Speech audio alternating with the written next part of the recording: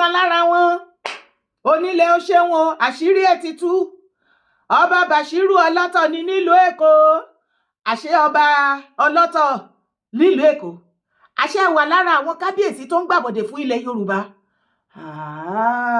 àṣẹ wà lára àwọn tí ẹ fẹ́ kí ilẹ̀ Yorùbá kó gòkè àgbà àṣẹ kábíyèsí Ọlọ́tọ̀ ti ìlú Èkó àṣẹ ó wà lára àwọn tó fẹ́ ta gbogbo ìran káàárọ̀ wa òjíire bí fún ìran ọmọ Yíbò bẹ́ẹ̀ ni mo sọ fún ẹ ìwọ àtẹ̀mí náà wọ́n dà wípé bí ikú ilé ò bá pani tó dé ò lè tètè kí ni mọ́lẹ̀ kó pani bẹ́ẹ̀ ni a mọ̀ wípé nírú wọn wọ́n pọ̀ ṣálálu láàrin wa láàrin àwọn politicians wọ́n pọ̀ bẹ́ẹ̀ láàrin àwọn ọba àti sọ tipẹ́tipẹ́ ìwọ àtẹ̀mí ti mọ̀ wípé àwọn leaders and elders ilẹ̀ Yorùbá ọ̀bàyéjẹ́ ló kún àárín wọn ẹ̀yin fámílì Ọlọ́tọ̀ àṣebójú ṣe rí ilé tá ẹ fi jobi lọ́jà ẹ̀dá tẹ́ ẹ fi jobi lọ́jọ́ ẹ̀dẹ́ àṣé kò sí ìwà ọmọlúàbí kan nínú fámílì yín àṣé Ọlọ́tọ̀ gan tó rẹpísẹ́ǹtì yín ọba Bashiru àṣé ìkan lára àwọn tó gbógun tilẹ̀ káàárọ̀ òjíire ni ọ̀rọ̀ mi á fẹ́ yé yín dáadáa jẹ́ ká jọ lọ wo fídíò yìí. Ọlọ́run ti kẹ́yìn ọba Bashiru Abísóyè Ọlọ́tọ̀ ẹ fẹ́ dìbẹ́lọ́pù bẹ̀yẹn Fúádì wà ń bẹ́ẹ̀ tí ó ṣe Fúádì ò lè dìbẹ́lọ́pù ẹni tẹ́bá gbàgbà Fúádì ò tó agbára Fúádì ò ká a rí àwọn ọmọ káàárọ̀ òjíire ọmọ bíbí rẹ̀ tí ẹ lè gbé fún wọ́n ẹ̀ tó jẹ́ pé Yíbò ẹ lé àwọn ọ̀làjẹ́ tó tẹ ibẹ̀dó tábà ní ìlàjẹ́ lórí ibẹ̀ kò yí pọ̀ jù ṣùgbọ́n nínú ìtàn àdọ́pẹ́ ìlẹ́nu bẹ̀ ẹ lé ìlàjẹ́ dìnà ẹ lé ọkọ̀ sàkání yẹn ẹ wá mú ilẹ̀ 60 acres ẹ tún gbé fún Yíbò kó fi ṣe ẹ dá owó Yíbò padà ó jẹ́ bó ṣe jẹ́ mo já láti ìdílé ọba ni èèyàn wí bẹ́ẹ̀ kó kú bẹ́ẹ̀ ewu òwò nífẹ̀ẹ́ ni ọjọ́ tọmọdé bá múlẹ̀ ló mọ̀ kó mọ́jọ́ tó máa dalẹ̀ wọ́n ń bá iṣọ́ ẹ̀yìn nìkan ọba aládé Bashiru Abísóyè Ọlọ́tọ̀ gbogbo àwọn lọ́ba pátápátá ẹ̀ tún bá wọn ní gbólóhùn wọn tún pè é sáàárín àwùjọ ó tún parí ìjà fún yín ẹni tí Ọlọ́tọ̀ ní ti yín kí ti gbé wọ́n pè ń jọ sáwùjọ àwọn ọba Ọ̀jọ́rá wà ń bẹ̀ bàbá mi Onídò wà ń bẹ̀ Ọ̀pẹ́lúwà ẹ tún kọ̀ sí wọn lẹ́nu bàbá ẹ̀yin àgbàlẹ́pá lówe ẹni okó lè tó kó kẹ́pọ̀n ìkànnì jura wọn lọ tẹ́ bá gbé ọ̀rọ̀ balẹ̀ ẹwọ́jọ́ orí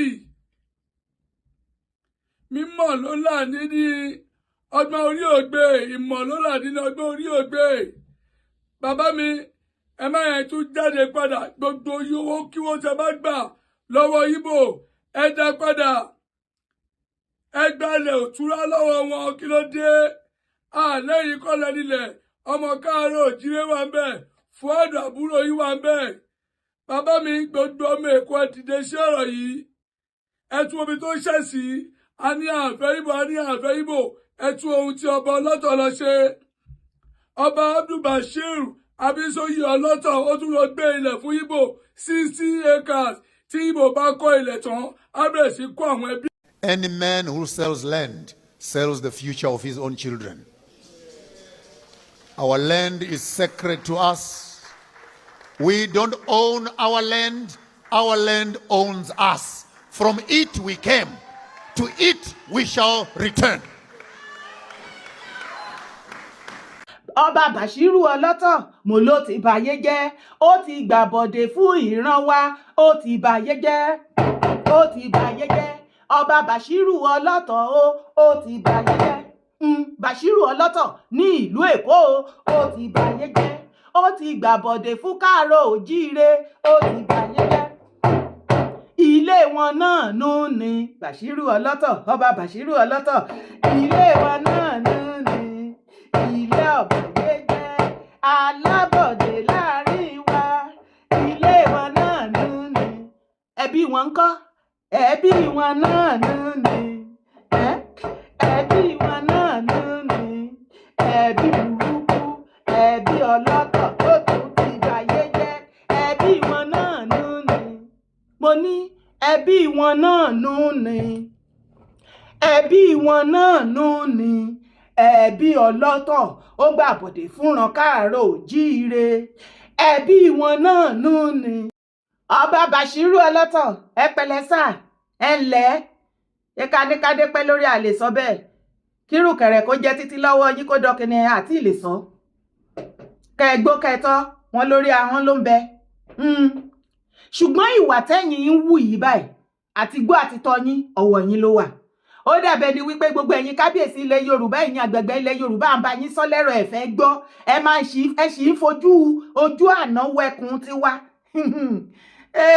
ẹ fojú àná wo odò títí wa ẹ bọra ṣetán tí ó bọ̀ yín láṣọ eré lẹ́dẹ̀ máa pè é ẹ jẹ́ wá sọ kankan fún yín o àwọn ọmọ Yorùbá ò ní ilẹ̀ tí ń unite wa both home and abroad and are ready láti gbé ilẹ̀ bàbá wa gòkè ṣé rí gbogbo ẹ̀yin èso burúkú tó ń wù nílẹ̀ Yorùbá tẹ́ ẹ̀ mú èso kíkan fún ìran wa a máa fàyín wu onílẹ̀ á fàyín wu ti gbòǹgbò kó tó fàyín kó tó payín run tẹ̀rántẹ̀rán á kọ́kọ́ fi yín ṣẹ̀sín gbogbo àgbáyé á mọ̀ wípé ẹni ègbé ẹni àdánù nìyí ẹbí yín ò ń ṣe ẹbí tó yẹ kó súnmọ́ láyé ǹjọ́ ó yẹ ẹbí ọlọ́tọ̀ ojú gbà ní tì fún yín shame dey shame me on your behalf ọlọ́tọ̀ family ipe ẹ lọ pé irú ọba Bashiru yìí ó lẹ fi ní kó lọ represent yín as a kábíyèsí is a very young guy according to the information.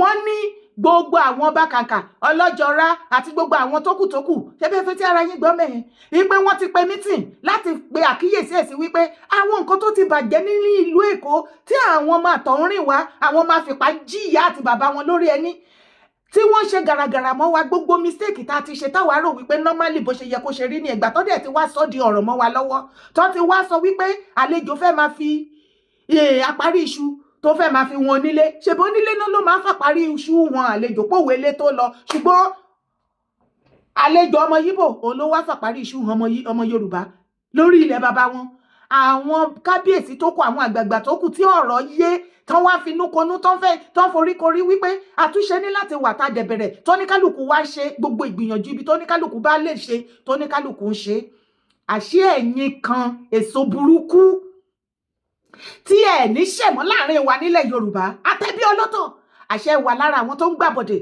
so ẹ̀yin ọlọ́tọ̀ family àti kábíyèsí yín Bashiru wọ́n bá yín sọ ẹlẹ́gbà ẹ fẹ́ ṣẹ̀sìn bẹ́ẹ̀ la sọ fún yín ok ẹ ṣì ń fojú àgbàrá wo Kúdẹ̀tì odò ṣetán tó fẹ́ gbé yín lọ ó dẹ̀ yí pé ẹ ṣì ń fojú àná wo ilẹ̀ Yorùbá àbí àní tí àbá ti fi èèyàn 3 sí 4 nínú yín ẹ̀yin àgbàgbà ilẹ̀ Yorùbá ká fi yín jófin ká ẹ mọ bó ṣe lọ kí fámìlì yín lọ sí ẹ ní mọ̀ wípé ìlú ti yí orí ti ṣe ìjásíkò tá a wà yìí náà rọtìrọtì náà yamayama fúnlẹ̀ Yorùbá ìwọ tó bá pẹrẹ ìkan lára àwọn ọmọ káàárọ̀ òjíire tó jẹ́ wípé àwọn ọmọ àlè tó ń kàn wá níkòó tó ń torí pé wọ́n ra ilẹ̀ wọ́n ra ilé wọ́n wá fọwọ́ gún wa nímú wọ́n sọ wípé báwo ni ṣe wá ṣe jẹ́ àjámọ̀ kankan ìgbé ẹrú làwa jẹ́ ní ilẹ̀ orí ilẹ̀ bàbá wa àwọn làwọn jẹ́ dìónà ẹ̀yọ́ tẹ́yìn kan tá a bá rí ẹ̀yin fámílì kan ẹ̀dà ẹ̀jẹ̀ baálẹ̀ àbẹ̀jẹ́ kábíyèsí àbẹ̀tì ẹ̀jẹ̀ nǹkan kan àbẹ̀jẹ́ politician tá a wá lọ rí tí àṣírí yín tún bí tọba ọlọ́tọ̀ ìgbé ẹ̀yin lẹ lọ sásẹ́yìn wọn tẹ fi ọmọ Yíbò bójú àṣẹyìn lẹ ń jẹ́ jí inú gò àṣẹyìn lẹ ń pa ìtọ̀kítàn fún àwọn ọmọ Yíbò àṣẹyìn lẹ ń bojú ọmọ káàárọ̀ òjíire jẹ́ tẹ wá fi wọ́n bojú tán fi wá ń pa ìtọ̀kítàn fún àwa tó ń ta wá láyà pé kí la fẹ́ ṣe nílẹ̀ bàbá wa àṣẹ irú ẹ̀yin bíi kábíyèsí ọba Bashiru ọlọ́tọ̀ yìí ni ìkànnì yẹn ẹ̀yin ọlọ́tọ̀ family kẹ́dẹ̀ máa wáyé yín o ẹ̀yin náà fẹ́ máa ṣe bíi ti oníbà ẹkùn nìyẹn o ṣe mọ̀ pé bọ́ndúbọ́ndù lòun wá níbi wedding yìí ọmọ ẹ̀ bọ́ndúbọ́ndù ní ẹ̀dẹ̀ rí kùbánà gbogbo ẹ̀ iyọ̀ àmọ̀ wípé eré gbogbo tí gbogbo yín sá nìyẹn kò sẹ́rílẹ̀ tó ronú kó rò lẹ́ẹ̀mejì pé kó ń develop ibi tó bá sí nínú yín kí àwọn tó balẹ̀ lórí kí wọ́n rí ìgbésí ayé rere gbé kí ìlú túbà kó túṣẹ ipe tẹ bá jẹjẹjẹjẹjẹ tí ìrùkẹ̀rẹ̀ dọkìnní mọ́ yín lọ́wọ́ tẹ́rẹ̀ bí àgbáre kọ́ máa san rere nípa yín ní ìgbà tẹ́ jẹ ṣùgbọ́n ẹ̀yin ọba àsìkò yìí bìkítà kọ́ kí lè ṣu láìlà nítorí ẹ fẹ́ gun Rolls Royce nítorí ẹ fẹ́ gun private jet nítorí pé ẹ fẹ́ máa lọ patí kẹ́ máa kó gbogbo ẹ̀ sọ́rùn kẹ́ máa wà sọ́rùn wà sápá báwọn tẹ́ balẹ̀ lórí bí ìṣẹ́ṣẹ́ wọn jù bẹ́ẹ̀ lọ kán máa ṣa ilẹ̀ jẹ ní títì ojú òtì yín ẹ̀yin láláìní tí jù your shame dey shame us ṣe rí gbogbo ẹ̀yin àgbàgbà ilẹ̀ Yorùbá lọ́ba ní baálẹ̀ àti gbogbo yín tẹ́ baálẹ̀ ní gbọ́ gbogbo àwa ọmọ lábẹ́ yín a máa gé yín jẹ ni bẹ̀lẹ̀ tàṣẹ wọ́n ní àwọn ọba tó kù wọ́n ti wá bá yín àwọn bí ọba ọjọ́rọ̀ àtàwọn tó kù láti pàkíyèsí yín sí pé àtúnṣe lóníkálùkù ń ṣe lọ́wọ́ fún gbogbo mistake tó ti ṣẹlẹ̀ tá ti fàyè gbà ìgbà yẹn lẹ́yìn ṣẹ̀ṣẹ̀ wá gbé mistake yẹn tẹ wá fi dágbádá tẹ wá ní kò sẹ́nibọ̀dì tó lè bá yín sọ̀rọ̀ ó tiẹ̀ ti wá da gbogbo ọmọ Yorùbá ó ti yá iṣẹ́ ti yá ilé ọlọ́tọ̀ ọba Bashiru ọlọ́tọ̀ ibẹ̀ là ń lọ this time around ó ní kò sí nǹkan tí gbogbo ọba Lagos State fẹ́ fòun ṣe pé ilẹ̀ tó ń tà wọn ò tà fọmọ Yorùbá ọmọ Yíbò yẹn ló ń fẹ́ tà fún ọmọ Yíbò má ti ṣe rádaràda wọ́n má ti bẹ̀rẹ̀ sí ní sọ̀sọ́kùsọ lé wa lórí wà ní rọ́mù pa wà wo fídíò. Bagangba, Yoruba people, I hope tomorrow una no go come and come tell Igbo people say Igbo people won't collect on our land. I hope as una don't do this one now, as una do this one, open eye do this one, I hope tomorrow una no come now come say Igbo people won't collect on our land. Now over 600,000 square meters of land. Now una carry give one man for Lagos now. Congratulations to Zenko Communications first of all. Congratulations to him. But now over 600,000 square meters of land. Now na pursue over 300 abi 400 families so they stay for that Ilaje. Carry and say give one man. I no want you say tomorrow na can't complain no. Because this particular matter, when they say Ebonyi people they stranded for Ilaje for that costain because now Ebonyi people plenty for that place pass. I booked flight from Port Harcourt go Lagos. I went to that place. I made a video. I called on Ebonyi government and I called on everywhere meaning Nigerians to support Ebonyi people so that they go fit go back home or find another place where they go they stay. Everybody come and they say, na government sell the place. Government now reclaim the land. Then come they call Lagos State government. Lagos State government even came out to say they don't know anything about the property. Now you don't clear finish say, na Yoruba people gather. Sell the property, sell all those land where they there. 600,000, I be 6,000 square meters of land, I beg your pardon. I be 600,000, it be like 600,000 square meters of land. Then sell and give Zenko Communications. Very good one, very impressive. See when I go make the video here. Now when I been talk about the place with this. And now see when Zenko, White Money and some of entertainment come check the place. Now the video be this. He give me joy, say, nah, for development and growth, now make person buy this place. But the thing one no one here tomorrow, now say, Igbo people don't collect our land, finish, so they won't collect our Lagos. Igbo people, they claim say, and then get Lagos. Or now they sell Lagos, give Igbo people. Tomorrow, now go see come complain, say, now Igbo people get Lagos. Where you don't say something, give person, who get am?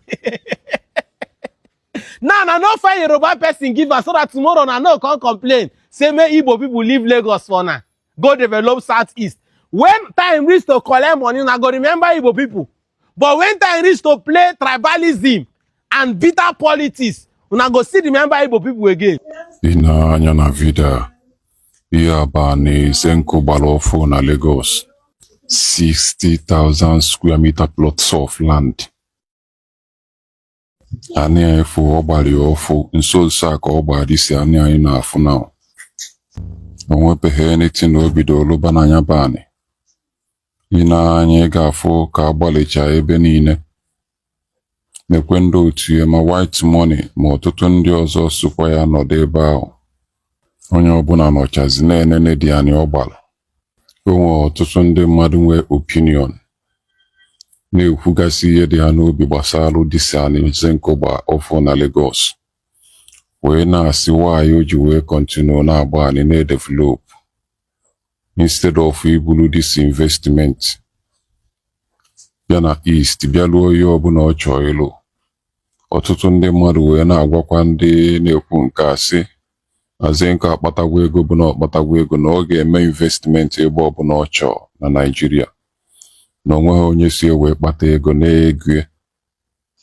Ọtụtụ wee wekwara ihe mee kọmpani nwanne Peter Obi wee na-ama atụ etu esi wee kutu kọmpani ya ma etu gọvanọ Lagos si enwe anya ofewe properties ndị Igbo dịgasị ebe ọbụla ndị Igbo lụ something ejecha ofu ya ga-eme ka e wee kutuo the properties mebisia ihe niile dị ebe ahụ. I don't see wetin that Igbo guy dey tell us. Chai. Say, Yoruba, I don't see now. Now Yoruba sell the land for them, because tomorrow now, because Yoruba go come out now, begin the rant. Now we the rant, they open mouth, they close am, right? We go begin dey shout say Igbo don take over our land o, they don do this, they don do that. See shame. Kábíyèsí ọba ọlọ́tọ̀, your shame dey shame us for Yoruba land. Ní ìgbà tí àwọn ọmọ original ọmọ ọkọ ilẹ̀ Yorùbá tó ń rí wípé àsìkò àtúntò àtúnṣe ló dé ilẹ̀ káàárọ̀ òjíire, ibẹ̀ ni ẹ̀yin olórí ọmọ àlè àárín wa, ẹ̀yin rò wípé fẹ́ máa ba nǹkan táwọn ọmọ kan ṣe. Ìwà yín, iṣẹ́ ọwọ́ yín, ẹ̀yin ọba baálẹ̀ àtẹ̀yin àgbààgbà ilẹ̀ Yorùbá, òun ló máa jẹ́ ká mọ̀ bóyá ẹ belong sọmọ ọkọ ilẹ̀ Yorùbá àbí olórí ọmọ àlè ni yín. Kábíyèsí ọba ọlọ́tọ̀, ilé wọn náà ni ẹ bá fọwọ́ sí júwe ilé ọlọ́tọ̀. Ilé wọn náà ni ilé àbẹ̀rẹ̀wọ̀ bí ilé èkúté. Ilé wọn náà ni ta ló ba ayé jẹ́? Ọba ọlọ́tọ̀ ti ba ayé jẹ́. Ọba Bàṣírù ọlọ́tọ̀ ó ti ba ayé jẹ́. Akótilétà ọmọ káàárọ̀ òjíire ó ti ba ayé jẹ́. Akótilétà ni yín sà. Akótilétà ni yín, wọ́n sọ débi wípé ní developer tó lè ṣiṣẹ́ yẹn dáadáa ní even nínú family yín, kẹwàá tẹ̀ sọ wípé ẹ fi ti family ṣe ní gbogbo ilẹ̀ Yorùbá, ẹ rí developer tó wà òkè tẹ́ lè ta ilẹ̀ yẹn fún, tẹ́ lè gbé fún. Ó tún wá di ọmọ Yíbò, gbogbo wa ti mọ àṣírí tó wà ń bẹ̀. Tẹ́ bá gbé fọ́mọ Yorùbá ẹ lè sọ wípé 50 million for example, kakọ̀ fi ṣe sample, ṣùgbọ́n ọmọ Yíbò yẹn á kó 300 million fún yín. Ìṣẹ̀bà ọmọ ní owó iná lọ ṣe títí tí owó ilẹ̀ lélélélélélé táyé ọ̀pọ̀lọpọ̀ polúkúrúmuṣú. Owó ilé tẹ́ta ilé tẹ́ta ọ̀nà tó ń fi yín ṣe ẹ̀sìn àwọn ọmọ Yíbò tẹ́ ń ta ilé tẹ́ta ọ̀nà fún àwọn náà tó máa wá fi yín ṣẹ̀sìn online. I dey shame on your behalf. Kábíyèsí ọba ọlọ́tọ̀ Bàṣírù, wọ́n ní àwọn ọba ọjọ́rọ̀ àtàwọn ọba kàǹkà lẹ́kọ̀ọ́, wọ́n pè yín àtàwọn àgbààgbà, wọ́n sọmọ yín sí meeting, wọ́n ní yín wípé mistake tí a ti fojú rí náà tá a ti wá rí pé ó ti ń pa wá lóǹgbẹ́sì, òun ló ní kálukú wa tá à ń túnṣe tá à ń rí correct. Ìgbà yẹn lẹ́yìn ṣẹ̀ṣẹ̀ wá bẹ̀rẹ̀, wọ́n sọ fún yín pé kẹ́ stop ẹ̀, kẹ́ má ṣe, ẹ gbé ilẹ̀ yẹn tà fọ́mọ Yorùbá. Ẹ̀yin sọ wípé ọlọ́tọ̀ lẹ́yìn, ọ̀tọ̀ ní tiyín. Ó dá o, gbogbo ọmọ Yorùbá tá a jọjọ́jú lówó ọmọ ọkọ tá a jọ ń ṣiṣẹ́ lójú ní gbangba ní kọ̀rọ̀ láti tú ilẹ̀ bàbá wa ṣe, láti jẹ́ kí àwọn ọmọ àlè àárín wa kí wọ́n mọ̀, àtàwọn ọmọ àtọ̀húnrìn wa tó ń gùn wá gàràgàrà nílẹ̀ bàbá wa, láti jẹ́ kọ́ mọ̀ wípé enough is enough. Àwọn wọ̀nyí wọn ò ní gbà kíṣẹ́ ìwà tèmi yọ o. A ní wọn tó pọ̀ láàrin àwọn babalẹ̀ àti politicians. It is about them. Àwọn eléyìí ò kọ́ kílẹ̀ ṣù láìlà. Ṣé nítorí àǹfààní kí bẹ̀ yẹn develop, kí ẹ̀yin ọmọ area bẹ̀ yẹn kẹ́ lè rí òtúràbí, kẹ́ lè rí ilẹ̀ yẹn kó lè wà develop, kẹ́ lè gain, kẹ́ ráyé gbé dáadáa. Rárá, ó fẹ́ ṣe competition bíi ti Oníbà Ẹkùn ni. Òun náà fẹ́ máa ṣe bí ti Oníbà, ṣe bẹ́ẹ̀ rí Oníbà Ẹkùn tó ṣe wedding fọmọ méjì àbọ̀mọ mélòó. Congratulations jàre bàbá. Ẹ rí bọ́ńdù ni òun ló ń há nínú party, ṣebí celebrant náà máa ń ná lówó. Ó níbi tó máa lówó dé láyé tí wàá ṣe party. Celebrant ló tún máa náwó wọn níná àwọn celebrant ló. Oníbà Ẹkùn jàre, bọ́ńdù làwọn tún ná fún àwọn tó ń invite wá sí party.